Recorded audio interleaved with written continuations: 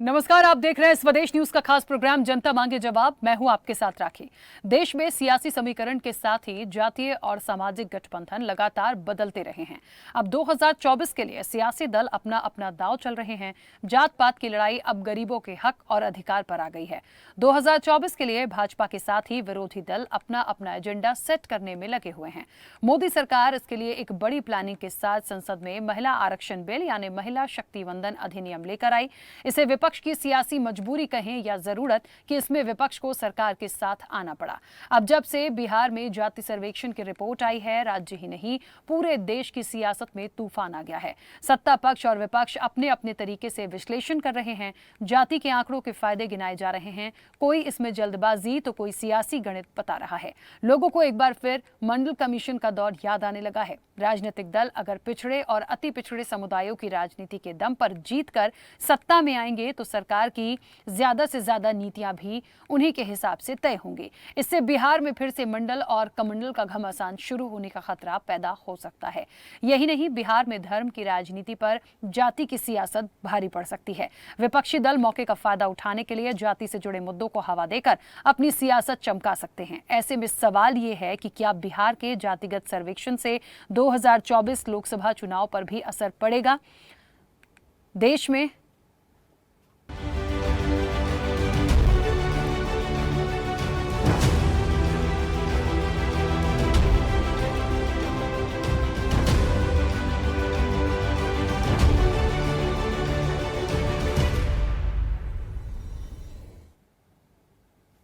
देश में महिला आरक्षण के बाद अब जाति जनगणना के बहाने अपनी अपनी राजनीति चमकाने की कोशिश हो रही है।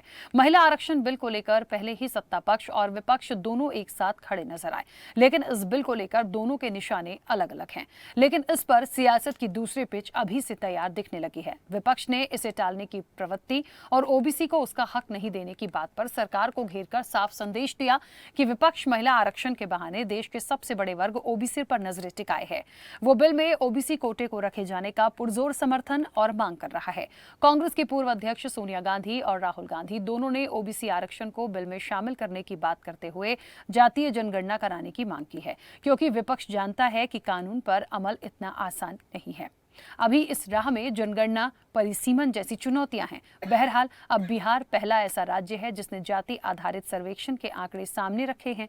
जाति जनगणना रिपोर्ट का दूसरा हिस्सा भी जल्द आएगा। इस फैसले से देश में सियासी हलचल मच गई है। जाति जनगणना के कारणों पर तमाम सरकारें जो भी दावा करें, हकीकत है कि पिछड़े और अति पिछड़े वोट पर हिस्सा पाने की कवायद है। इसी क्रम में सत्ता पक्ष और विपक्ष मंडल राजनीति के बदले स्वरूप में अपना दबदबा हासिल करने के लिए एक के बाद एक सियासी पत्ते खेल रहे हैं। कल से कांग्रेस ने एक अलग लाभ आरोपना शुरू कर दिया है।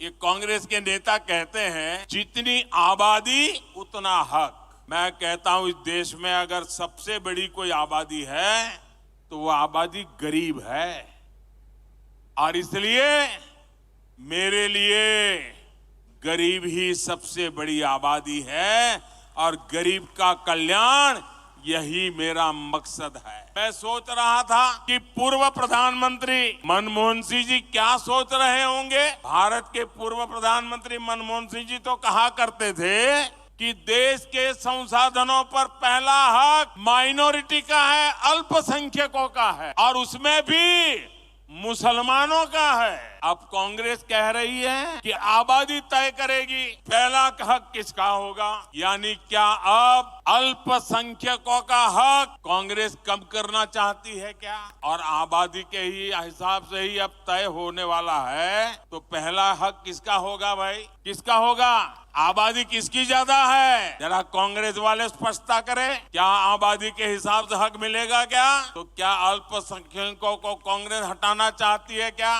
तो क्या सबसे बड़ी आबादी वाले हिंदू अब आगे बढ़कर अपने सारे हक ले लें क्या? कांग्रेस किसी भी कीमत पर देश के हिंदुओं को बांटकर भारत को तबाह कर देना चाहती है। कांग्रेस गरीबों को बांटना चाहती है। भाई और बहनों, कास्ट सेंसस हिंदुस्तान का एक्सरे है। इससे पूरे देश को पता लग जाएगा कि ओबीसी कितने हैं, दलित कितने हैं, आदिवासी कितने हैं, महिलाएं कितनी हैं, जनरल कास्ट के लोग कितने हैं। और एक बार ये डेटा हिंदुस्तान की जनता के हाथ में होगा तो फिर देश सब लोगों को लेकर, सब लोगों को भागीदारी देकर आगे चल पाएगा। अब मैंने ये सवाल लोकसभा में पूछा, नरेंद्र मोदी जी से पूछा कि आप कास्ट सेंसस से डरते क्यों हो?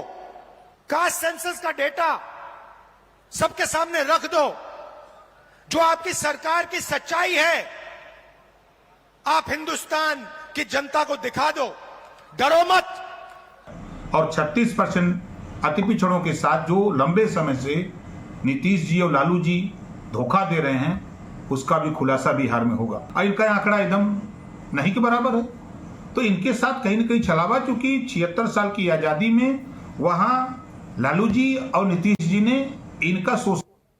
देखिए, तो हाल फिलहाल में सभी दलों का जो आकलन है कि 2024 में जिस सियासी टीम में जितने मजबूत मुद्दे और ओबीसी खिलाड़ी होंगे उसे उतना ही लाभ मिलेगा और चुनावी पिच पर बेहतर स्कोर कर पाएंगे। लेकिन इन सब के बीच में बात यही आ रही है कि कांग्रेस को ये चीज़ बड़ी अच्छी लग रही है, कांग्रेस को लगता है बिल्कुल होना चाहिए, दूसरे लोगों को लग रहा है कि ये चीज़ें जिस तरह से वो करने की कोशिश कर रहे हैं वो ठीक नहीं है।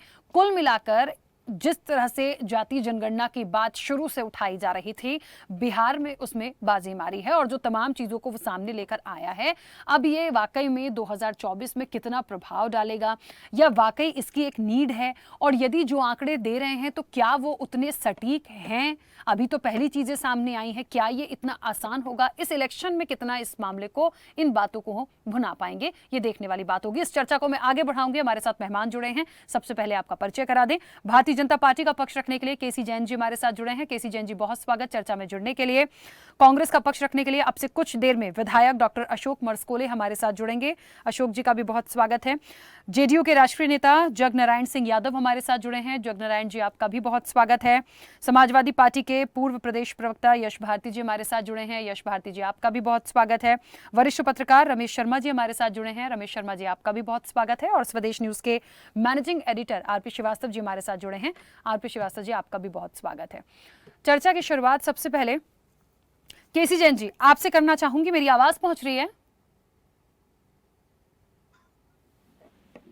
हेलो। हाँ केसी जैन जी, मेरी आवाज पहुंच रही है? जी, हमारी आवाज मिल रही है आपको? हाँ बिल्कुल मिल रही है। केसी जैन जी, मैं सबसे पहले तो यही जानना चाहती हूँ, जिस तरह से बिहार जातीय गणना की जो बात आई है, जनगणना की जो बात आई है, जो पहले तथ्य सामने आए हैं, दूसरा पहलू भी सामने आएगा, इसका जो विपक्ष है बड़ा समर्थन कर रहा है। अलग अलग तरह से अलग अलग तरह की प्रतिक्रिया आ रही हैं। 2024 में इलेक्शन भी है, इसके पहले कुछ स्टेट्स में भी इलेक्शन है, लेकिन ये जो बात उठाई गई है, या कह लीजिए कि फर्स्ट प्रायोरिटी ने बिहार में इन तमाम चीज़ों को कर दिया है, भारतीय जनता पार्टी इसको किस तरह से ले रही है? क्योंकि जो प्रतिक्रियाएं दिग्गजों की आई हैं, या पीएम मोदी ने भी एक इसके तुरंत बाद जब ये डिसीजन आया बिहार का, उसके बाद बहुत सारी बातें कर दी थी। क्यों ऐसा? क्या जातीय जनगणना ठीक नहीं है? क्या सिर्फ इस मुद्दे से ठीक नहीं है कि सिर्फ जातियों का ध्रुवीकरण किया जाएगा, बंटवारा किया जाएगा, या उसका अलग प्रॉफिट होगा, अलग प्रभाव होगा स्टेट वाइज? क्यों समर्थन में नहीं है बीजेपी? नहीं, देखिए राखी जी, पहली बात तो ये है कि भारतीय जनता पार्टी इस बात के बिल्कुल खिलाफ नहीं है कि जनगणना ना हो, जाति जनगणना ना हो। लेकिन खास करके जो केंद्र में विपक्ष के रूप में है वो कांग्रेस पार्टी है।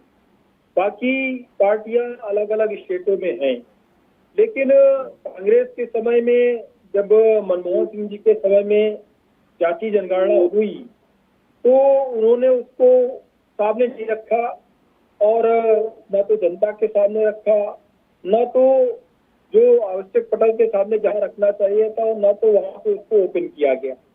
तो कुल मिलाकर के चीजों को लटकाया गया। दूसरी बात ये है कि जो बात आपने कही कि इसका सिर्फ ध्रुवीकरण होगा, इसका केवल मिसयूज होगा, लोगों को भ्रमित करने का काम होगा, लोगों को आपस में लड़ाने का काम होगा, तो देखिए इसमें कोई दो राय नहीं है।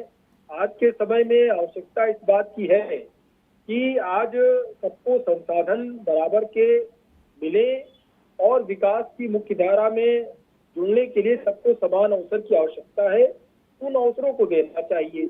और रही बात ये कि जो लोग इस चीज की मांग कर रहे हैं, जो लोग जाति जनगणना करके उनके पक्षों को सामने रख रहे हैं, तो पहली बात तो ये कि क्या जाति जनगणना जो हो रही है उसमें कितनी सच्चाई है, क्योंकि अभी आप देखिए कि जैन समाज की जो जनगणना दिखाई गई है लगभग मात्र केवल 16,000 लोगों को दिखाया गया, जबकि वहां पे लाखों की आबादी है और कई सारे जिले ऐसे हैं जहाँ पे वोटर लिस्ट आप उठा के देख लीजिए, वहाँ पे एक एक जिले में 20-20 हजार और 40-40 हजार लोग जैन समाज के वोटर लिस्ट में, और पूरे प्रदेश की जो वोटर लिस्ट आप जनगणना उभर के सामने केवल जो है 16,000 आई है।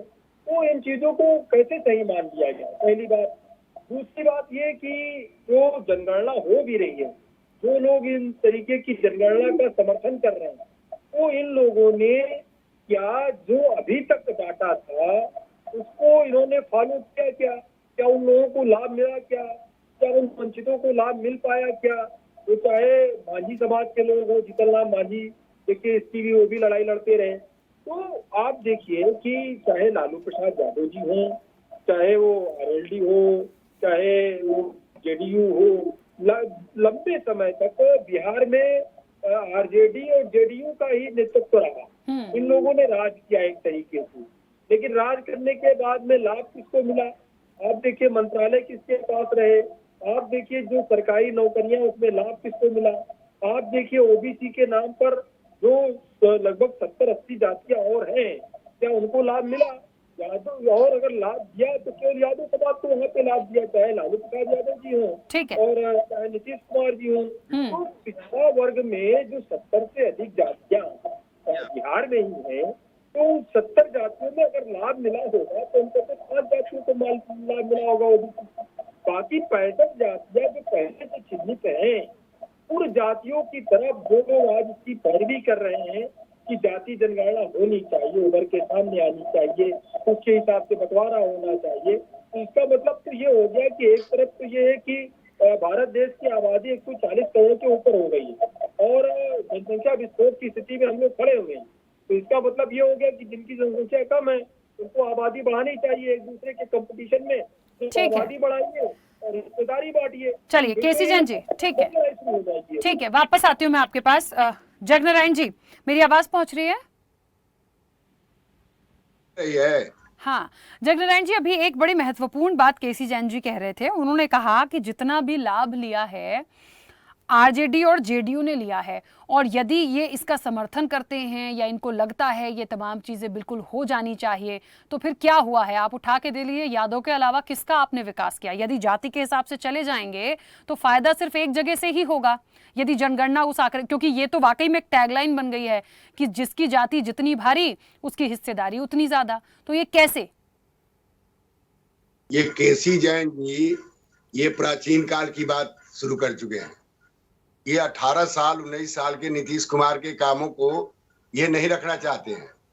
और जब मंडल का दौर था, पहला दौर, ये मंडल 2 है, और एक जमाने में लालू जी ने सोशल जस्टिस का नारा दिया, लेकिन नीतीश कुमार के सत्ता में आने के बाद हम लोगों ने मटेरियल जस्टिस के कंसेप्ट को लागू किया।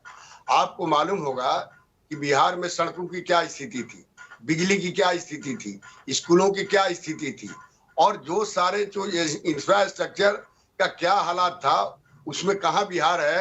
अब केसी जैन साहब कोई दिखाई नहीं देगा। हमारा कहना है कि ये लोग तो विज्ञान को मानते नहीं है, ये डार्विन के विकासवाद के सिद्धांत को नहीं मानते हैं, ये भगवान को सब छोड़ देते हैं। इनका तो कोई वैज्ञानिक सोच नहीं है। नीतीश कुमार ने 18 साल में हमारे नेता ने जो काम किया है वो देश में नजीर पेश कर रहा है। और हमने कभी भी, आप इसके पहले भी जानिए, हमने दलित में भी 2 सेक्शन किया था, महादलित और दलित। तो महादलित जो हाशिए पर थे, जिनका सत्ता में भागीदारी नहीं थी, जो लोग पार्टिसिपेट नहीं कर पाते थे, उनके लिए हमने स्पेशल ड्राइव चलाया, उनके पहुंचाने का काम किया। और हम ये जो जातीय जनगणना कराए हैं, इसका मकसद ये है कि इसमें जो लोग, जो खास करके जिनकी संख्या कम है, वो बचे हुए हैं। ये पूछते हैं, जैन साहब से पूछिए कि यादव कौन सा चीज लिया है, जरा बताइए क्या मिला है? सड़क बनी थी क्या? बिजली मिली थी क्या? क्या मिला यादव को? ये एक तो इनका है कि ये अफवाह फैलाने में माहिर है। ये बोल दिए कि यूपी के अंदर मुलायम सिंह 200 एसडीओ बहाल किया जिसमें 150 यादव कर दिया। इनका तो छोटी जातियों को, पिछड़े लोगों को जैसे वो भर साहब को भर भरा के घुमा रहे हैं। तो इन लोगों का तो काम है लोगों को बरगलाना। और ये मटेरियल जस्टिस में नीतीश कुमार जी पूरे देश में, और जब पार्लियामेंट के अंदर थे उनके स्पीचों का पढ़िएगा तो रेल में जो काम किया उन्होंने जो कृषि में काम किया, देश में पहली बार कृषि नीति पेश करने का नीतीश कुमार ने काम किया। और उस कृषि नीति में किसानों के हितों की रक्षा की गई थी और उसके सारे तथ्य रखे गए थे। लेकिन ये तो लागू करेंगे नहीं। इनके पास तो आज के दिन में भारतीय जनता पार्टी के पास आर्थिक विधा पर और काम के सवाल पर आदमी है नहीं। एक आध गडकरी जी काम करने वाले हैं, उनको बाहर कर दिए। जेटली साहब नहीं रहे। अब इनके पास तो हरमुठई का जमाना है। अब शाह जी जो कहते हैं वो चाणक्य बने हुए हैं। तो इसलिए इनकी बातों को हम लोग तवज्जो नहीं देते। हम बिहार एक गरीब राज्य है, एक कमजोर राज्य है। इसको हम लोग अपने हिसाब से, इसकी जो प्रकृति है, इसका जो भूगोल है, इसके जो संसाधन है, उस संसाधनों के आधार पर बिहार को एक नंबर का राज्य बनाने का संकल्प लेके नीतीश कुमार काम कर रहे हैं। और उसका नजीर भी आपको दिखाई दे रहा है। बिजली के उपभोग में सबसे तीसरा नंबर पर है। हमारी आमदनी जो है, आर्थिक आमदनी, हम जो है बजट जो इकट्ठा कर रहे हैं, हमारा रिसोर्स बढ़ा है। हम बिजली 50-60 साल में बिजली में मुनाफे पर हमारी कंपनी गई है। तो ये सारी बातों को जैन साहब ध्यान नहीं देंगे। इनको तो हिंदू मुस्लिम का प्रॉब्लम है। हिंदू मुस्लिम यही करते रहेंगे और काम तो कुछ करना है नहीं। क्योंकि इनका जो मामला है, जो वर्ल्ड बैंक से ये लोग जुड़े हुए हैं, जो WTO में इनका जो मामला है वो फंस रहा है।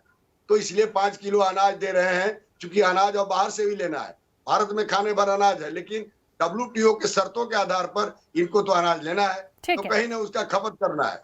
इसलिए मेरा कहना है कि बिहार के माननीय मुख्यमंत्री और जनता दल के नेता नीतीश कुमार जी जो सरकार चलाते हैं, इनके साथ भी हम चलाए हैं और इनके साथ भी हम इनके शर्तों पर नहीं, हम विकास के, बिहार के विकास और बिहार के लोगों के बेहतरी के लिए हमारा जो काम है वो किसी के साथ समझौता में वही हम करते हैं और वही करेंगे। इसलिए आज बिहार जो है आपको सरफेस पर है। और दूसरी चीज, नीतीश कुमार के पास निष्ठा, ईमान और ज्ञान की ताकत है। इसीलिए आज पूरे देश में हमारी संख्या कम होते हुए भी हमारा वजन बढ़ा हुआ है। ठीक है, चलिए जगनारायण जी, ठीक है, वापस आऊंगी आपके पास।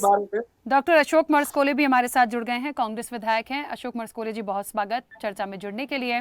और कांग्रेस तो मुझे लगता है बहुत ज़्यादा ही शुरू से ही, जब से ये तमाम चीज़ें आई हैं, बहुत ज़्यादा इसके सपोर्ट में है। राहुल गांधी ने तो बहुत खुल के कह दिया है कि यदि पता चलता है कि कौन कितना है, जनगणना कितनी है, किस जाति के कितने लोग हैं, तमाम चीज़ें यदि सामने आती हैं तो बेहद अच्छा होगा। मैं पूछना ये चाहती हूँ कि ये कांग्रेस के नजरिए से क्यों बेहद अच्छा है, क्योंकि बीजेपी के नजरिए से बिल्कुल अच्छा नहीं है और बीजेपी लेकिन विरोध भी नहीं कर रही है। देखिए, बीजेपी विरोध नहीं कर सकती। बीजेपी ने अपना जो प्रयास किया है कि हिंदू मुस्लिम के देश से जो राजनीति कर सकती थी। अभी के जो विषय है, राहुल जी भी कह रहे हैं, लगभग बीजेपी को छोड़ के सारी पार्टियां इस बात पर सहमत कि जातिगत जनगणना होना चाहिए। 1931 में जातिगत जनगणना हुई थी। जातिगत जनगणना का सीधा जो असर है, आर्थिक, सामाजिक और शैक्षणिक स्थिति और ज्योग्राफिकली जो भौगोलिक जो क्षेत्र है, उन क्षेत्रों में जो समुदाय रहते हैं उनके साथ में विकास का संबंध क्या है, उनका शैक्षणिक संबंध क्या है, उनका आर्थिक स्थिति क्या है, उनकी शैक्षणिक स्थिति क्या है, ये पूरी डेमोग्राफी जो है ये इसके साथ में जुड़ी हुई है। 100 साल पहले लगभग, अगर 1931 में हुई थी, तो 100 साल बाद करीब अब ये जो जातिगत जनगणना करने में क्या तकलीफ हो रही है। मुझे लगता है कि इसको प्राथमिकता में लेना चाहिए और अभी की वर्तमान स्थितियों में ये बात पता चलना चाहिए कि किन वर्गों का कितना स्थान है। ये निश्चित रूप से मैं तो जातिगत जनगणना का मैं स्वागत करता हूँ। हमारे नेता ने भी कहा है और हमारे जो इंडिया गठबंधन ने भी ये बात कहा है और ये सीधे विकास से जुड़ा है कि हमें आज की स्थिति में पता तो चलना चाहिए कि कितने समाज है, उनकी जनगणना की स्थिति क्या है, उनके विकास की स्थितियां कैसी है। जिस प्रकार से हम बाजी बोलते भी है, जिनकी जितनी संख्या बारी उनकी उतनी हिस्सेदारी। कहीं ना कहीं 100 साल बाद एक हर समाज को हक है कि उनकी संख्या कितनी है, और सरकारी स्तर पर, शासकीय स्तर पर ये सेंसस के माध्यम से वो जनगणना होना चाहिए। ठीक है यश भारती जी, मुझे ऐसा लगता है समाजवादी पार्टी भी इन तमाम चीज़ों को लेके है, और यूपी में तो इस बात को उठाया ही जा रहा है कि तमाम चीज़ें हो जाएं। कितना ये सही होगा और होना चाहिए? अभी अशोक जी भी कह रहे थे कि सिर्फ इकलौती बीजेपी है जिसे छोड़ के सभी पार्टियां इसका समर्थन करेंगी और लगभग कर रही हैं, लेकिन जहां तक इसको इम्प्लीमेंट करने की बात आएगी, क्या वो उस तरीके से हो सकेगा जिस तरह से इसकी मंशा को हम समझ रहे हैं, यदि ये वाकई में सारे स्टेट्स पर लागू हो तो? देखिए, दो चीजें हैं। एक पहली चीज ये है कि आप जो बातें करना चाहते हैं राजनीतिक रूप में फायदे लेने के, और राजनीति होना चाहिए, राजनीति का फायदा मिलेगा, आप किसी भी राजनीतिक पार्टी से पूछ लीजिए, उसको पता है किस वार्ड में किस जाति के कितने लोग रहते हैं, कितना वोटर है, हर चीज पता है राजनीतिक पार्टियों को। तो राजनीतिक पार्टियों को आवश्यकता नहीं है जातीय जनगणना कराने की, ये आम आदमी की आवश्यकता है, जिसके लिए योजना बननी है, जिसके लिए बड़े बड़े विभाग काम कर रहे हैं। केंद्र की सरकार में, प्रदेशों की सरकार में तमाम बड़ा अमला लगा हुआ है, बड़ा एक भारी भरकम बजट है जिसका सही ढंग से इस्तेमाल नहीं हो पा रहा है। कि आप अपने घर में एक कार्यक्रम करते हैं, 100 लोगों को न्योता देते हैं और खाना आप 2000 लोगों का बना देते हैं, क्या होना है? 1900 लोगों का खाना खराब होगा? या आपके यहाँ 100 लोग खाना खाने आ रहे हैं और आप 10 लोगों का खाना बनाते हैं तो 90 लोग भूखे जा रहे हैं। तो ये जो अव्यवस्था है वो केवल इसीलिए है कि आधिकारिक जातीय जनगणना नहीं हुई है। किस समाज की कितनी संख्या है, उसका कितना पिछड़ापन है, उसकी क्या आवश्यकता है, उन आवश्यकताओं पे कैसे काम होगा, जब तक उसकी गिनती आधिकारिक नहीं होगी तब तक योजना बनना संभव ही नहीं है। और ये जो आपने कांग्रेस पार्टी से सवाल किया और बोला कि कांग्रेस पार्टी तो बहुत पहले से कर रही है, कांग्रेस पार्टी और भारतीय जनता पार्टी शुरू से ही जातीय जनगणना के विरोधी रहे हैं। इसके तमाम उदाहरण हैं। 2011 में जातीय जनगणना जब हुई, उसके आंकड़े घोषित नहीं हो पाए। 2014 में भारतीय जनता पार्टी की सरकार आई, एनडीए की, और उसको जब आंकड़े घोषित करने की बात आई तो स्वर्गीय केंद्रीय मंत्री अरुण जेटली जी सदन में यह बयान देते हैं, हम जातीय जनगणना के आंकड़े घोषित नहीं कर सकते, इसमें हजारों लाखों त्रुटियां हैं। तो 2014 में हजारों लाखों त्रुटियां थीं और आप समर्थक हैं, जैसा भी केसी जैन साहब कह रहे थे। लेकिन आज तो सोनिया गांधी और राहुल गांधी बड़ा समर्थन कर रहे हैं। मेरी बात, मैं कर रहा हूं आपकी बात। 2023 तक जो 2021 में सेंसस होना था वो आज 2023 तक क्यों नहीं हो पाया? 14 की गलती को आज 2023 तक क्यों नहीं सुधार पाई भारतीय जनता पार्टी की एनडीए सरकार? अगर पिछड़ा वर्ग को हक अधिकार देना चाहती थी, वंचितों शोषितों की उनकी चिंता है, लेकिन उनको तो चिंता है हिंदू मुसलमान मुद्दा कैसे बने, कैसे देश का बंटवारा धर्म के आधार पे हो, तो वो उसी बात पे करते हैं। लेकिन जब नरेंद्र मोदी जी को कोई नीच कह दे तो वो बड़ा फक्र से कहते हैं कि मैं ओबीसी हूं इसीलिए मुझे नीच कहा गया है। तब क्यों वो ये जाति की बात करते हैं? अभी पूरे चुनाव में जब झारखंड का चुनाव था तो ओबीसी का नारा देते रहे अमित शाह जी और नरेंद्र मोदी जी, तब जातियों में नहीं बट रहा था समाज।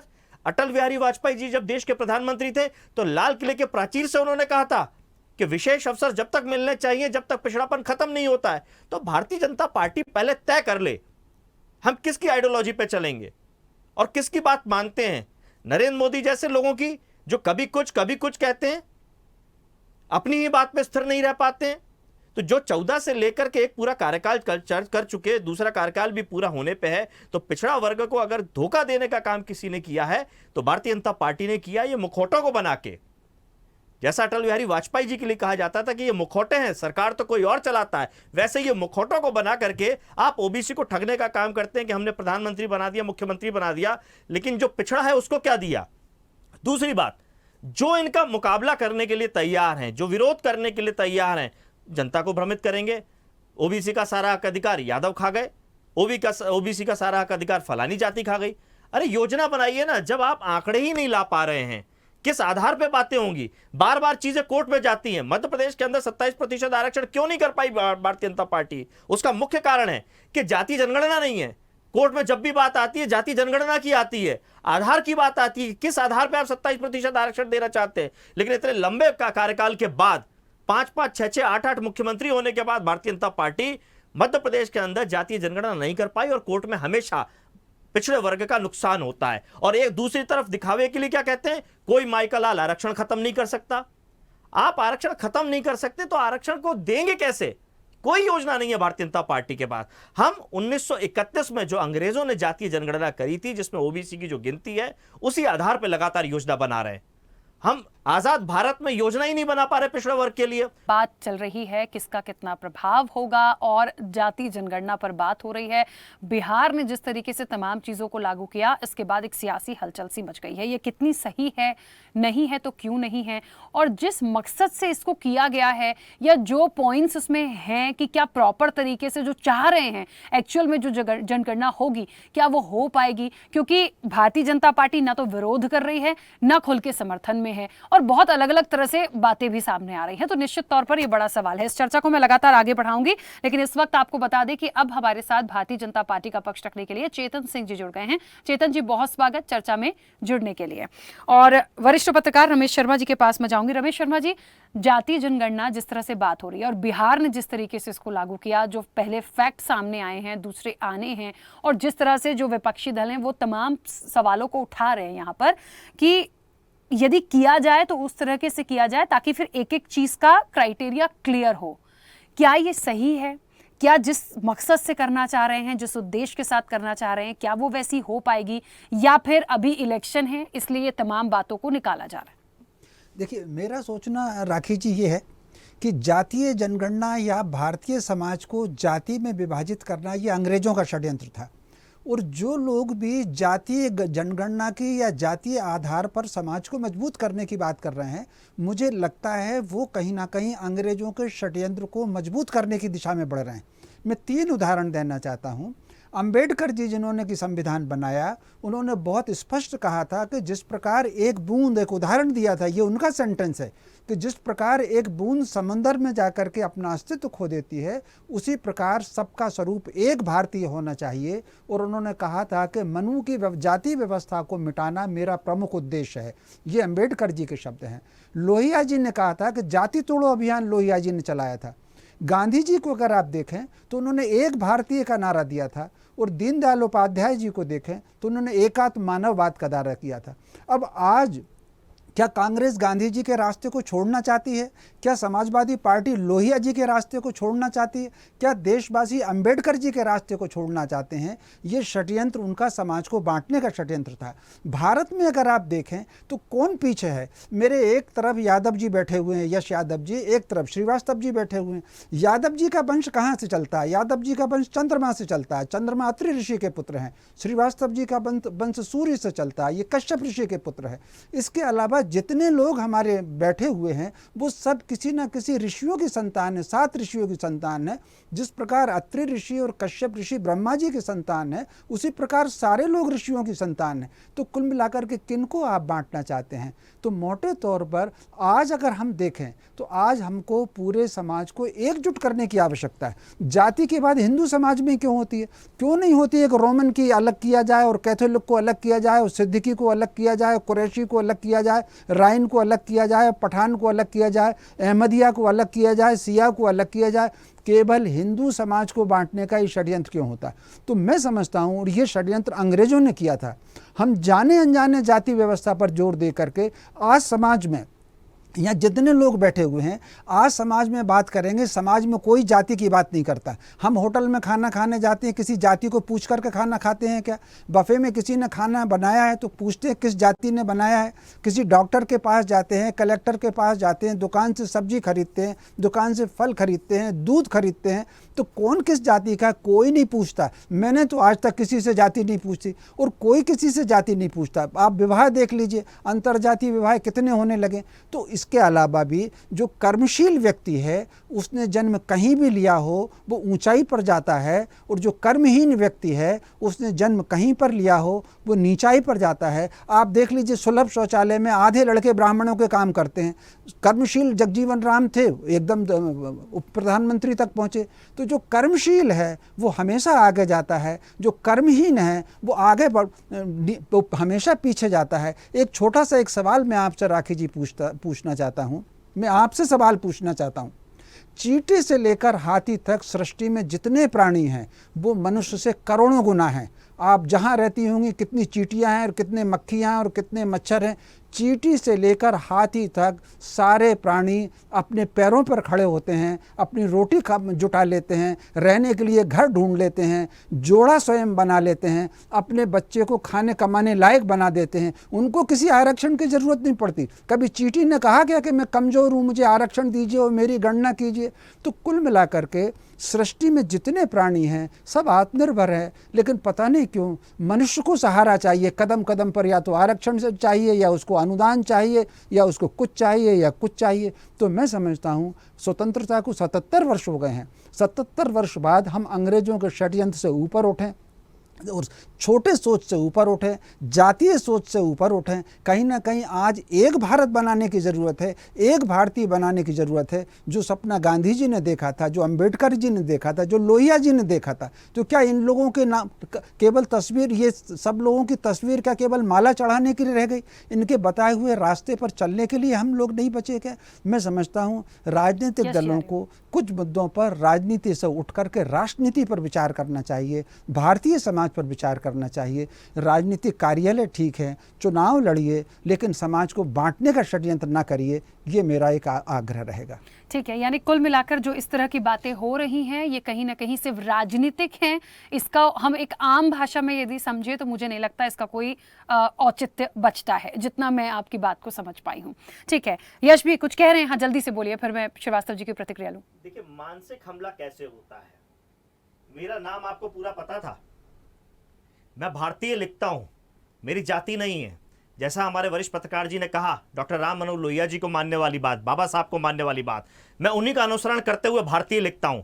और ऐसा नहीं कि जैसे चौकीदार बन रहे थे भारतीय जनता पार्टी में लोग, कि फेसबुक पे गए और अपने नाम के साथ चौकीदार लगा दिया और जब चुनाव खत्म हो गया तो चौकीदार हटा दिया, चौकीदारी खत्म हो गई। मैंने गजट नोटिफिकेशन के साथ में अपने नाम के साथ भारतीय लिखा है और अपनी जाति लिखना बंद की है।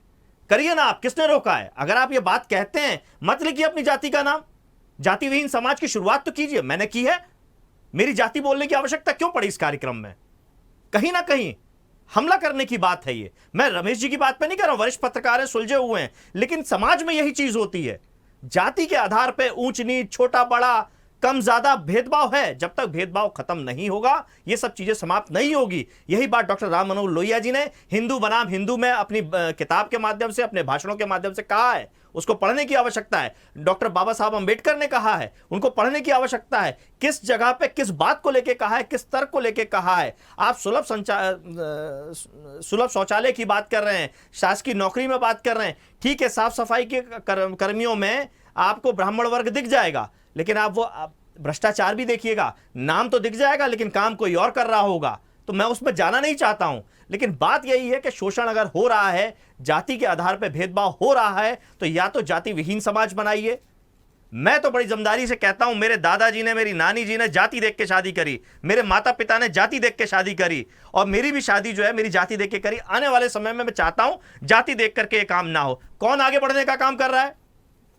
कौन? बदलाव तो ऐसे आएगा ना कि ऐसे आएगा कि आप होटल में जाके खाना पूछें, सब्जी वाले से पूछने की जरूरत क्या है?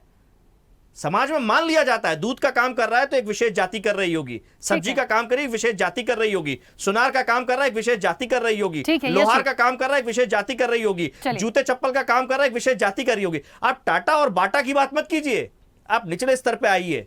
हवाई जहाज पे चलने वाला चप्पल में चलेगा, वो बातें मत कीजिए। किराया उस स्तर पे नहीं है। ठीक है, तो समाज में भेदभाव तभी खत्म होगा, या तो जाति तोड़िए या फिर जातीय आधार पे उनको विशेष अवसर दे करके उनको मुख्य धारा में लाने का काम कीजिए। इस भेदभाव को खत्म कीजिए, जैसे कि सांसद में। ठीक है यश जी देखिए, मेरे पास और भी मेहमान हैं, मैंने इसलिए मौका दिया था कि महत्वपूर्ण आपको बोलना होगा। प्लीज फिर रमेश शर्मा जी भी हैं, मुझे और भी लोगों की प्रतिक्रिया लेनी है। यश जी प्लीज, मैं रिक्वेस्ट कर रही हूँ, प्लीज। हाँ रमेश शर्मा जी बोलिए। मैं एक बात ये कहना चाहता हूँ, समाज में जाति का कहीं कोई लेन देन नहीं है। ये बिल्कुल सत्य नहीं है कि जो सोने का काम कर रहा है वो सुनार होगा। आप देख लीजिए कनकेश्वरी देवी जी ने किस परिवार में जन्म लिया, अवधेशानंद जी ने कहाँ परिवार में जन्म लिया है, व्यास जी को देख लीजिए उन्होंने किस परिवार में जन्म लिया, उनकी पीठ बनती है। आप कल्पना कर सकते हैं, झाला रानी और मीराबाई रविदास जी के शिष्य हैं, तो कोई किसी से नहीं पूछता, गुण और कर्म के आधार पर सम्मान होता है। तो जिसके गुण खराब सम्मान है उसका अच्छे हैं उसका सम्मान सम्मान होगा। दीपावली पर कुबेर की पूजन करते हैं, दशहरे पर रावण का पुतला जलाते हैं, दोनों का पिता विशर्वा एक के ही हैं। कश्यप ऋषि का लड़का हिरण्यकश्यप है, उसको कोई अच्छा नहीं कहता। हिरण्यकश्यप का लड़का प्रहलाद है, उसको सब मान्यता करते हैं, पूजन करते हैं। व्यक्ति का मान उसके गुण और कर्म से होता है। कोई ऊंचे पद पर भी पहुंचा है अपनी योग्यता से पहुंचा है, कोई नीचे का पद पर पहुंचा है तो अपनी अयोग्यता के कारण पहुंचा है। योग्यता का सम्मान हो, जो अंबेडकर जी ने कहा था, योग्यता का सम्मान हो, जो लोहिया जी ने कहा था, जो गांधी जी ने कहा था, योग्यता का सम्मान हो, जाति का सम्मान ना हो। चलिए रमेश जी, मैं बीच में रोकूंगी। आरपी श्रीवास्तव जी, भेदभाव को खत्म होना चाहिए, हमें धरातल पर आकर चीजों को समझना चाहिए। मुझे नहीं लगता ये राजनीतिक दल तो कभी समझ पाएंगे, क्योंकि आज तक, अभी तक का इतिहास देख लीजिए, जितने भी इलेक्शंस हमने देखे हैं, राजनीति कहाँ नहीं है इन तमाम चीजों को लेके, वोट बैंक कहाँ नहीं है। इसी को तो हम जातिगत समीकरण कहते हैं। और आज जनगणना की जो बात हो रही है, आपकी प्रतिक्रिया? नहीं, देखिए राखी जी, सबसे बड़ी समझने वाली बात होगी कि जाति जनगणना के लिए कौन लोग जिम्मेदार हैं। जाति आधार पर टिकट बांट देते हैं, जहाँ जिसकी संख्या उसके आधार पर चुनाव लड़ाए जाते हैं। ये सारी बातें आप देखिए, मंडल कमीशन 1990 में आया, इसके बाद जो है दूसरा ध्रुवीकरण हुआ, इन्हीं राजनीतिक दलों ने किया। मंडल के बाद कमंडल आया। आप देखिए, कहीं जाति के आधार पर ध्रुवीकरण है तो कहीं धर्म के आधार पर ध्रुवीकरण है। इन सारी चीज़ों को अगर आप देखेंगे, सारी बातों को समझने की कोशिश करेंगे तो इसके लिए जिम्मेदार कौन है? हम जो है 1931 की जाति जनगणना पर क्यों जाते हैं? हम अंग्रेज़ों को क्यों जिम्मेदार बता रहे हैं? उनको क्यों फॉलो कर रहे हैं? तो फॉलो तो हम ही लोग कर रहे हैं ना, यहाँ के राजनीतिक दल कर रहे हैं। सत्ता पाने के लिए तरह तरह के जो हथकंडे अपनाने का काम कौन कर रहा है? देश में राजनीतिक दल कर रहे हैं। और जब राजनीतिक दल कर रहे हैं तो अपने अपने हिसाब से पूरी व्याख्या कर रहे हैं। आप देखिए, बिहार में जाति जनगणना के आधार पर जो भी अभी सर्वे आया है, उसके पहले कितने जो है अदालती पेज थे, उसके बाद भी अदालत ने उनको कहा कि आप बिल्कुल कर लीजिए। तो उन्होंने एक मकसद बताया कि आर्थिक, सामाजिक, शैक्षणिक विकास के लिए ये जनगणना ज़रूरी है। इसके बाद अदालत ने इनको जाति जनगणना सार्वजनिक करने की बात कही। 2011 में जो है मनमोहन सिंह सरकार ने जाति जनगणना किया था, लेकिन वो सामने नहीं आ पाया। इसके बाद 2014 में भारतीय जनता पार्टी की सरकार आ गई और तब से लेकर आज तक उस मुद्दे पर है। मेरा ये कहना है कि ये जो पूरा का पूरा जो खेल है, कहीं कोई धर्म के आधार पर ध्रुवीकरण कर रहा है, कोई जाति के आधार पर ध्रुवीकरण करने की कोशिश कर रहा है, तो ये सारे मसले देश के सामने आ रहे हैं। और रही बात है कहने की, मैं बताऊं, हम लोग जो है, जब मैं कॉलेज में पढ़ता था तो उस समय जेपी आंदोलन था और मैं करीब ग्रेजुएशन कर रहा था। उस समय क्या था, एक जेपी ने एक आंदोलन चलाया था, जाति तोड़ो जनेऊ तोड़ो। अब किसने तोड़ा? न जाति हटाया न जनेऊ हटाया, सब वही है। जब जनेऊ की बात आती है तो आप एकजुट हो जाते हो। तो मेरा ये कहना है कि ये तो कहने की बात है, लोग अपने अपने ढंग से व्याख्या करते हैं, लेकिन इस जाति जनगणना का असर आपको अभी देखने को मिल रहा होगा कि इसका सिर्फ और सिर्फ जो है 2024 के चुनाव में, और अभी 5 राज्यों के चुनाव में तो हमको नहीं लगता होता, लेकिन 2024 के चुनाव में एक बहुत बड़ा मुद्दा बनेगा और शायद मंडल 2 साबित होगा। तो मेरा ये कहना है कि आने वाले समय में राजनीति अपने अपने ढंग से बदलाव करती है। 90 के पहले जब मंडल कमीशन नहीं आया था तो इन सारी बातों पर उतना ज़्यादा जिक्र नहीं होता था, लेकिन उसके बाद से आप देखिए कि पूरा का पूरा राजनीतिक समीकरण बदल गया। और देश का सिनेरियो जो आज है, उसको अगर देखा जाए तो कहीं न कहीं कोई भी दल हो अपने राजनीतिक सुविधा के लिए इस तरह की बातें उठाते आ रहे हैं। बिल्कुल ठीक बात है। चेतन जी, मेरी आवाज़ पहुंच रही है? आपकी आवाज आ रही है। हाँ चेतन जी, जिस तरीके से बड़ी महत्वपूर्ण और गंभीर चर्चा है, और एक बात जो समझ में आ रही है, मिली जुली चीजें हैं। देखिए, भारतीय जनता पार्टी को लगता है कि जो विपक्ष है इसको कहीं ना कहीं पूरी तरह से एक लपकने की कोशिश में है, भुनाने की कोशिश में है, इसलिए वो इतना समर्थन कर रहा है। और अभी थोड़ी देर पहले समाजवादी पार्टी से यश जी हमारे साथ जुड़े, उन्होंने भी कहा कि कांग्रेस तो शुरू से विरोध करती थी, लेकिन अब इसको बड़े अच्छे से तमाम चीजों को बढ़ा रही है। मुझे ये बताइए कि भारतीय जनता पार्टी किस सोच के साथ, एक तो अभी कुछ देर पहले मेरे साथ केसी जैन जी जुड़े थे बीजेपी से, उन्होंने कहा कि हम इसके विरोध में नहीं हैं। एक तो विरोध में भी नहीं है, समर्थन में भी नहीं है, तो चाहते क्या हैं? या तो ना हो तो क्यों ना हो, और हो रहा है तो किस तरह से हो? क्योंकि जो लोग ये कह रहे हैं कि होना चाहिए, उनका भी क्राइटेरिया बिल्कुल अलग है कि फिर आप एक एक चीज को बिल्कुल क्लियर करो। ऐसा ना हो कि एक चीज को उठाया है तो उसमें से कितना पिछड़ा है, कितना नहीं है, किस जगह से विकास नहीं हुआ है, और या तो फिर सब इक्वल हो। किसी के लिए नहीं, योग्यता के अनुसार और समानता के अनुसार। और जिस तरह से अभी रमेश शर्मा जी भी कह रहे थे, फिर तो जो कर्मशील है, जो अच्छे कर्म कर रहा है वो बढ़िया है, और जो कर्महीन है उसको कभी कुछ नहीं मिलना। देखिए, भारतीय जनता पार्टी ने जाति की राजनीति कभी नहीं की। हमने समग्र हिंदुत्व की बात की है। हमारे देश में जो हिंदू है, जो इसे भारत माँ की गोद में जन्म लिया है, हम सबको आर्य समाज से चल करके आया हुआ मानते हैं और ये मानते हैं कि सब लोग सनातनी हैं, हिंदुत्व के ध्वज रक्षक हैं। लेकिन 1990 के दशक में जो जाति की राजनीति का एक बदलाव चालू हुआ और उस समय में एक दलीय प्रणाली जो कांग्रेस पार्टी की थी, उसकी निरंतरता खत्म हो गई और उसमें भी अधिकतर उच्च जाति का नेतृत्व शामिल था, न कि निचली हुई जाति का, पिछड़ी हुई जाति का था। लेकिन वर्तमान प्रदेश में जब हम कह रहे हैं कि हम सब भारतीय हैं, हम सब हिंदुस्तानी हैं, जब हम सब भारतीय, हम हिंदुस्तानी हैं, तो क्या जाति को लेकर के इस तरह के आपस में वैमनस्य को पैदा करना, क्या ये सोची समझी राजनीति का हिस्सा नहीं है? याद करिए आप, मायावती जी ने क्या कहा था, तिलक तराजू और तलवार, इनको मारो जूते चार। इसका तात्पर्य क्या था? जिन लोगों को जूते मारने की बात मायावती जी करती थी, अगर सामने का वर्ग भी उसी भाषा में जवाब देता तो इस हिंदुस्तान में खून की नदियां बह जाती। क्या ये तर्क संगत था? मुझे लगता है लालू यादव जी ने जिस प्रकार से यादव माई समीकरण तैयार किया, उसी प्रकार का समीकरण मुलायम सिंह यादव जी ने तैयार किया। ये कहीं ना कहीं हमारे देश और देश के हिंदुत्व को बांटने का एक कंठित प्रयास किया गया। यही प्रयास पहले अंग्रेजों ने किया, यही प्रयास पहले चंगेज खां औरंगजेब ने किया, और यही प्रयास इस भारत की भूमि पर रहने के बाद भी जो लोग भारत के टुकड़े करना चाहते हैं, टुकड़े टुकड़े गैंग में काम करना चाहते हैं, वो लोग इस प्रकार के भाव के साथ काम कर रहे हैं। बिहार जाति की राजनीति का वो समंदर है जहां से हमेशा, चाहे वो मंडल कमीशन का मामला हो, चाहे अन्य प्रकार की जातिगत जो राजनीतिक आंदोलन प्रारंभ हो उसका मामला हो, शुरुआत वहीं से होती है। और ऐसा नेता तब करता है जब कहीं ना कहीं उसको लगता है कि मैं राजनीति के शस्त्र को चलाऊं तो मेरा घोड़ा इस पे बिल्कुल घुड़सवार अच्छा दौड़ करके नंबर 1 पर आ जाएगा। तो जिन लोगों को राजनीति में लगता है कि हमारी राजनीति चमक रही है, जिनको लगता है कि इसमें हम सेफ गेम खेल रहे हैं, उनको ये भूल जाते हैं कि इसकी आंधी में कहीं ना कहीं बिहार के साथ में सारा देश भी चलेगा। जब देश चलेगा तो देश में वैमनस्यता आएगी, जब वैमनस्यता आएगी तब क्या होगा? जाति की जो हमारी अपनी व्यवस्था थी, ब्राह्मण क्षत्रिय शूद्र वैश्य, ये कोई जाति को लेकर के किसी को अपमानित करने के लिए नहीं थी। ये उस तरह की व्यवस्था थी, सबके अपने कामों का बंटवारा था, सबकी समाज में जिस प्रकार की हिस्सेदारी थी जातिगत रूप से, उतने कामों का बंटवारा कर दिया गया था, कहीं कोई फसाद नहीं था। आज क्या हो रहा है? आज जो काम इन लोगों के पास थे उन कामों पे दूसरे लोगों ने कब्जा कर लिया। आज उस वर्ग के लोगों को उस वर्ग का काम मिलने को तैयारी नहीं, कोई देने को तैयार नहीं। तो कहीं ना कहीं जाति की राजनीति में जो घृणित सोच के साथ काम कर रहे हैं, ये देश की दशा और दिशा के लिए ठीक नहीं है। भारतीय जनता पार्टी ने कभी भी राजनीति अपने जाति को लेकर के नहीं की, धर्म को लेकर के नहीं की। हालांकि धर्म को लेकर के सदैव हम पर आरोप लगाते रहे। आज देख लीजिए, जिन लोगों ने धर्म को लेकर के हम पे आरोप लगाए वे खुद विभाजन की बात करते हैं, वो खुद विभाजन की राजनीति करते हैं। फूट डालो राज करने की नीति पर इस समय कौन काम कर रहा है? वैक्सीन निकलती है तो क्या कहा जाता है, ये भाजपा की वैक्सीन है। ये देश के नेताओं की सोच है। ये कैसे भारतीय हो सकते हैं?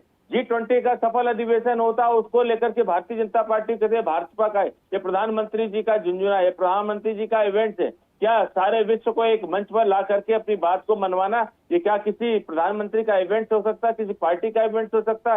चंद्रयान 3 की सफलता पर किस तरह के नेताओं के शोबाजी, किस तरह का उनका वर्जन आया? अरे अच्छे मन से अपने देश और देश के वैज्ञानिकों का, अपने देश के सामर्थ्य का, अपने देश के प्रधानमंत्री जी की अगर आप सच्चे मन से अगर उनके काम की अगर सही मायने में तुलना नहीं कर सकते, उनको शाबाशी नहीं दे सकते, उनका उत्साहवर्धन नहीं कर सकते, तो कम से कम जिन शब्दों का आप प्रयोग करते उसके बारे में तो विचार कर लो। ये जहर कहाँ से चल करके आता? ये जहर इन नेताओं के कंठ में कैसे आता है? कहीं ना कहीं इस देश को तोड़ने की विचारधारा निरंतर काम कर रही है। विदेशी फंडिंग से आज भी हिंदुस्तान के ट्राइबल का हो, शेड्यूल कास्ट का वर्ग हो, चेतन जी, तोड़ने का काम चेतन किया जी, जा रहा है। कुल मिला के बीजेपी इसके समर्थन में नहीं है और ये सारी चीजें नहीं होनी चाहिए, बस यही बात है। बिल्कुल ठीक है, चलिए बात बिल्कुल पार्टी बिल्कुल सरकार के सारे आंदोलनों का विरोध करती है। ठीक है, अशोक मरस्कोले जी, मुझे ऐसा लगता है अभी थोड़ी देर पहले ये चर्चा चली थी कि जब शुरू से इन तमाम चीजों का विरोध होता आया या ये चीजें इंप्लीमेंट ही नहीं हो पाई हैं, तो अब क्यों कांग्रेस इतने खुश होकर इसका समर्थन कर रही है? क्या फायदा मिल जाएगा? क्योंकि इस पूरी चर्चा को जितना मैं समझ पा रही हूँ, बात वही है, या तो प्रॉपर तरीके से हो जाए या तो फिर कोई मतलब नहीं है। वो जमाना गया जब ये तमाम चीजें हुई थी, वो तब से चली आ रही हैं। इस बीच ने कभी किसी ने किसी तरह का ऐसा प्रयास नहीं किया, और किया भी तो वो उस तरह से नहीं हो पाया। राखी जी, मैं एक बात आपको बताऊं, सबको पता है कि भारत देश में धर्म और जाति के नाम पर डिस्क्रिमिनेशन पहले भी हुआ है, आगे भी होगा। बात यहाँ प्रतिनिधित्व की हो रही है, और प्रतिनिधित्व और व्यवस्था और सीधे विकास, सामाजिक विकास की बात हो रही है, जिसमें आर्थिक और शैक्षणिक और ये सब चीजें जुड़ी हुई है। अभी मुख्य जो ये पूरा का पूरा विषय आया है, ओबीसी का प्रतिनिधित्व जो है, ओबीसी को प्रतिनिधित्व कैसे मिले, और उसी के तहत ये सारी बातें निकल के आई है। और साथ साथ ये बात भी चलते आई है कि 1931 में अगर जातिगत जनगणना हुई है, तो आज की स्थिति में किन मोटे मोटे तौर पर किन कास्ट की कितनी जनसंख्या है और उनकी स्थिति क्या है, यही एक जानना उद्देश्य है। बाकी तो रही बात है राष्ट्र नीति में एक मुख्य रूप से हम बात करें कि एक समान शिक्षा, एक समान स्वास्थ्य, एक समान या रोजगार का अधिकार की बात नहीं कहते। मूलभूत व्यवस्थाओं की जो जिम्मेदारी है उसको स्पष्ट रूप से शासन ले ले, और सबका रिप्रेजेंटेशन जो है वो बराबर हो, चाहे वो न्यायपालिका हो, चाहे ब्यूरोक्रेसी हो। और मैं इन सब की एक सोच है, एक विकास है कि ऐसा माना जा रहा है कि प्रतिनिधित्व की बात आ रही है। और इसी के तहत अगर बिहार ने एक शुरुआत की है, जातिगत जनगणना की जो बात रखी है, उसका सीधे तौर पर अन्य राज्य भी अनुसरण करेंगे, और कहीं ना कहीं केंद्र को इस बात को लेके और जातिगत जनगणना को लेके आना पड़ेगा। और ये स्पष्ट रूप से सीधे तौर पे आगे आने वाले समय में इस बात को आप दबा नहीं सकते, क्योंकि सीधे व्यवस्था से जुड़ी हुई बातें हैं। हर समाज का अपने प्रतिनिधित्व के साथ में उस क्षेत्र का, उस समाज का विकास को महत्व दिया गया है कि नहीं, ये एक महत्वपूर्ण विषय है। जब तक ये बात तब तक नहीं दबेगी जब तक कि एक सामाजिक विकास का जो स्ट्रक्चर है, सीधे तौर पे उसका फायदा, व्यवस्थाओं का पूरा फायदा, गवर्नमेंट जो व्यवस्थाएं हैं उनका जो इम्प्लीमेंटेशन सीधे तौर पे अगर सामाजिक स्तर पर नहीं होगा, ठीक है, कुछ भौगोलिक क्षेत्र पूरी तरह से कटे हुए हैं विकास से, कुछ सामाजिक स्तर पर पूरी तरह से कटे हुए हैं। कहीं ना कहीं इस अवधारणा को दूर करने के लिए एक हक की बात हो रही है, एक बात हो रही है कि सामाजिक स्तर पर समीक्षा तो हो, क्यों नहीं हो रही है? ठीक है, चलिए अशोक जी, क्योंकि समय की सीमा है, एक मिनट समय की सीमा। यश जी बहुत जल्दी से बोलिएगा, क्योंकि मुझे जगनारायण जी का एक वक्तव्य लेना है, क्योंकि वो तो फिलहाल उधर समर्थन की तरफ थे। जैसे एक ही कार्यकाल में भारतीय जनता पार्टी के 3 मुख्यमंत्री मध्य प्रदेश में बदले थे, वैसे हमारे 2 सर एक सेकंड, मैंने बोला, मैं आ रही हूँ आपके पास, पूरी बात तो सुनिए। ऐसी 2 प्रवक्ता बदले हैं, दोनों के अलग अलग विचार हैं। मुझे हंसी इस बात पे आ रही थी कि जब ये जाति जनगणना का फैसला हुआ बिहार में, तब भारतीय जनता पार्टी के साथ सहयोग में नीतीश कुमार जी मुख्यमंत्री थे, और विपक्ष में नेता प्रतिपक्ष जो थे तेजस्वी यादव थे, और उन्होंने समर्थन किया था इस बात का। और आज भारतीय जनता पार्टी कुछ और बातें कह रही है, तो निर्णय लेते समय कुछ और बात। दूसरी बात, अभी वो कह रहे हैं अंग्रेजों ने जाति बनाई थी, और जिनका ये अनुसरण करते हैं आरएसएस प्रमुख का, वो मोहन भागवत जी कहते हैं ब्राह्मणों ने जाति बनाई थी। ठीक है, तो ये दोहरे चरित्र, तीसरे चरित्र, पता नहीं कौन सा भारतीय जनता पार्टी का है। ये तय कर ले पहले करना क्या है, जैसे मैंने पहले कहा था। अपनी बात रखिए। रमेश शर्मा जी और ये एडिटर साहब आरपी श्रीवास्तव जी या सिन्हा जी हैं, ये लोग कब बात करते हैं? ये कह रहे हैं ऋषि के संतान है, तो 7 ऋषि थे ना भाई, तो 7 आपस में लड़ते थे, ऋषि कोई आपस में मोहब्बत करते थे क्या? तो ऋषि के संतान ये आधुनिकीकरण को, मॉडर्नाइजेशन के थ्योरी को नहीं समझ रहे हैं। उस समय ऋषि लोग संविधान बनाए थे क्या? उस समय जहाज था क्या? हमारा कहना है ये शर्मा जी, आप ऋषि और महर्षि में इस देश को ले जाना चाहते हैं, और चंद्रयान पर भी जाना चाहते हैं। ऋषि लोग चंद्रयान पर ले जा रहे हैं। मेरा कहना है कि जाति की व्यवस्था क्यों है? ये मनु की व्यवस्था अंग्रेजों पर लादना चाहते हैं। जाति कौन बनाया? और आरएसएस, बीजेपी और जो तथाकथित, आप ब्राह्मण में ऐसा मत समझिए ब्राह्मण में बड़ी प्रगतिशील लोग पैदा हुए हैं और अपर कास्ट में उतने प्रगतिशील लोग पैदा हुए हैं जो आज इस समाज की लड़ाई को यहाँ पहुंचाए हैं। राजनारायण कौन थे, डॉक्टर लोहिया कौन थे, जनेश्वर मिश्र कौन थे? ये तमाम लोग जो सोच समझ रखते थे। आपके जैसे रमेश जी ऋषि के संतान बता करके और ऋषियों के टकराव को भी बताइए। इसलिए मेरा कहना है कि ये संविधान, और क्यों जाति का सवाल उठता है, क्यों धर्म का सवाल उठ रहा है? क्योंकि इस देश में क्लास नहीं है, इस देश में कास्ट है, जिसको लोहिया ने उठाया, जिसको बाद में सप्त क्रांति के रूप में देखा। डॉक्टर लोहिया कभी नहीं कहा कि जाति को बचाए रखना है, लेकिन उस बचाने, उसको तोड़ने के लिए बहुत अपर कास्ट के लोगों ने इसमें योगदान दिया। कपिल देव सिंह हमारे यहाँ थे।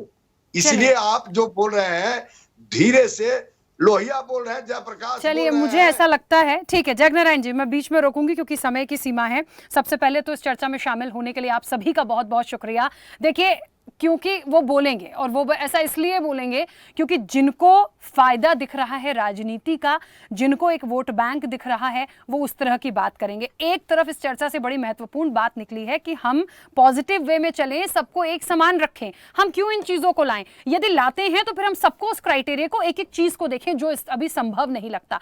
लेकिन क्योंकि वोट बैंक है, क्योंकि 24 का इलेक्शन है, इसलिए किसी ना किसी को इसका समर्थन करना है। पर इस तरह की बातों से वाकई में जो हमारा देश है, जहां हम एक देश, एक धर्म, एक जाति की बात करते हैं, ये टूटता हुआ सा नजर आता है। निश्चित तौर पर इसका प्रभाव जो है वो अच्छा नहीं पड़ता है। जनता मांगे जवाब में इतना ही। बने रहिए स्वदेश न्यूज के साथ, सबसे पहले देश। ऐसे ही वीडियोस के लिए लाइक करें, शेयर करें, फॉलो करें। YouTube पर जाकर सब्सक्राइब कर बेल आइकन दबाना ना भूलें और ताजा अपडेट्स के लिए स्वदेशलाइव.com पर जरूर जाएं।